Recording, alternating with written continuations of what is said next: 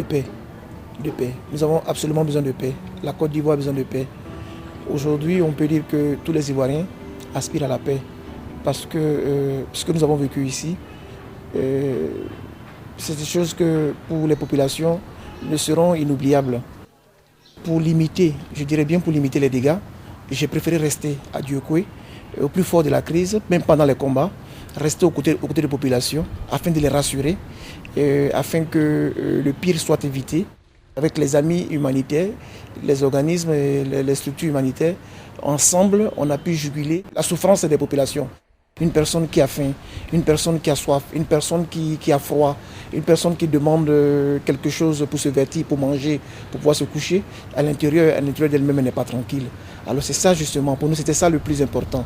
Et c'est à cela que nous avons répondu.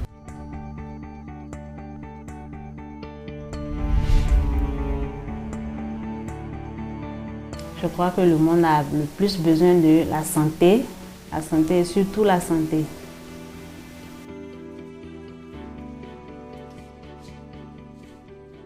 Tout était fermé, tout le monde était parti, la population était livrée à elle-même, elle devrait gérer ses maladies elle-même, il n'y avait personne pour les soigner.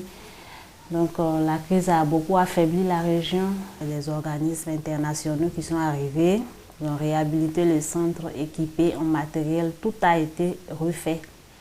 En matière d'intrants aussi, les médicaments essentiels, tout a été livré ici. Par la grâce des ONG, je veux dire. C'est eux qui ont financé tout ça.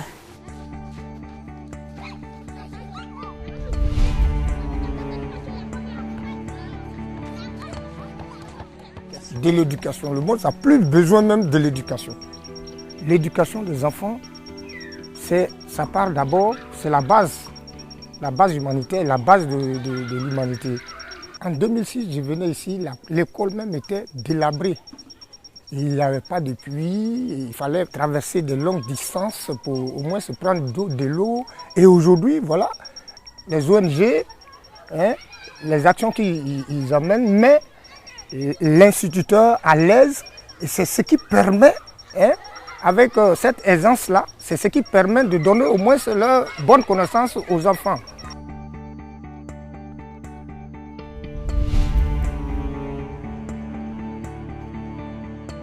Le monde a besoin de réconciliation sincère, de réconciliation. C'est ce que nous attendons aujourd'hui. Vous voyez, là où nous sommes arrêtés, c'est le résultat de l'horreur, de l'animosité, du manque de réconciliation et du pardon mutuel. Les gens sont passés par l'arbre où ils sont abattus et on les a mis dans ce charnier avec pratiquement 5 fosses communes. Je pense que là, on ne veut plus que cela revienne encore.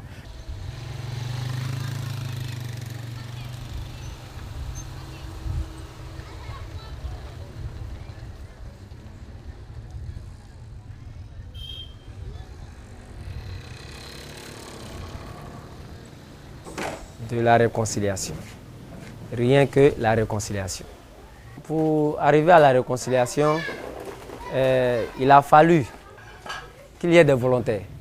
Et nous nous sommes proposés, avec l'aide des humanitaires qui nous ont formés, qui ont renforcé nos capacités à pouvoir gérer les conflits et à pouvoir aller vers la réconciliation.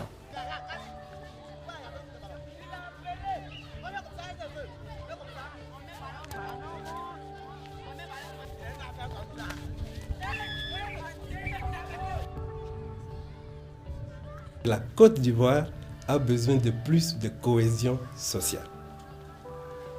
Cohésion sociale parce qu'après une décennie de crise et la fracture sociale qui s'en est suivie, il est important que ce pays se retrouve. La cohésion sociale est une clé. La clé qui permettra d'ouvrir d'autres portes. Le porte de la paix, le porte de la réconciliation. La cohésion sociale est un moteur. Le moteur qui permettra de déclencher une nouvelle dynamique positive. À l'occasion de la journée de l'action humanitaire, nous voudrions en particulier saluer le travail de tous les acteurs humanitaires.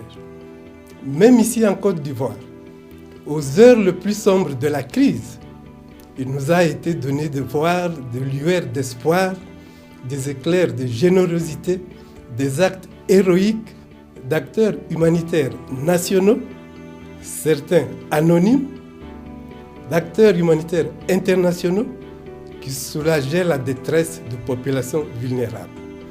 C'est ces actes d'héroïsme, ces actes de courage que nous célébrons aujourd'hui.